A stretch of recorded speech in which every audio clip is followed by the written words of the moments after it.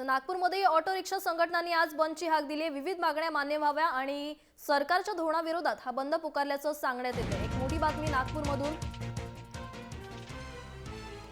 आपल्या विविध मागण्यांसाठी मुंबई ऑटो रिक्षा युनियनने एक दिवसाचा लाक्षणिक संप पुकारला आणि याचबरोबर मुंबईसह पुणे, लातूर, नांदेड, नागपूर या ठिकाणी देखील रिक्षा बंद ठेवताना चालकांकडून निदर्शनं देखील केली जातील। सरकारच्या धोरणाविरोधात हा बंद जो आहे तो पुकारण्यात आलाय, त्यामुळे प्रवाशांचं मात्र प्रचंड हाल होणार आहे।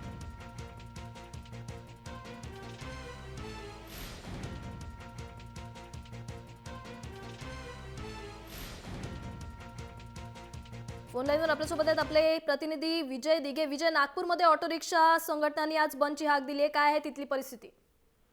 एकंदरीत सरकारच्या आडमुठ्या धोरणाविरोधात आज नागपूरमध्ये ऑटो चालक संघटना बंद पुकारलेला आहे। ऑटो चालकांचं कल्याणकारी मंडळ व्हावं ही मागणी आहे त्यांची। सोबतच ओला, उबेर यांना बंद करण्यात यावं आणि जी ई रिक्षा जी नागपूरमध्ये चालते, या ई रिक्षाची जी दुकानं आहेत ती देखील बंद व्हावी, कारण ई रिक्षाला परवानगी नसताना देखील रस्त्यावर ई रिक्षाची वाहतूक होते आणि त्यामुळे कुठेतरी ऑटो चालकांचं नुकसान होतं। त्यामुळे या सगळ्या गोष्टींसाठी आज ऑटो चालकांनी बंद पुकारलेला आहे। विजय, या संपामुळे नागरिकांचे मात्र मोठे हाल होणार आहेत, त्यांच्यासाठी पर्यायी व्यवस्था काय असेल? नागपूरमध्ये बस सेवा आहे प्रत्येक भागातून दुसऱ्या भागात जाण्यासाठी, त्यामुळे तेवढाचा परिणाम होणार।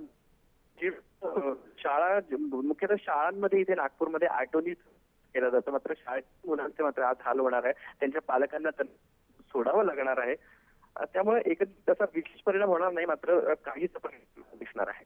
नक्कीच, धन्यवाद विजय या एकंदरीत माहितीबद्दल। तर नागपूरमध्ये ऑटो रिक्षा संघटनांनी आज बंदची हाक दिली आहे। विविध मागण्या मान्य व्हाव्यात आणि सरकारच्या धोरणाविरोधात हा बंद पुकारल्याचं सांगण्यात येते।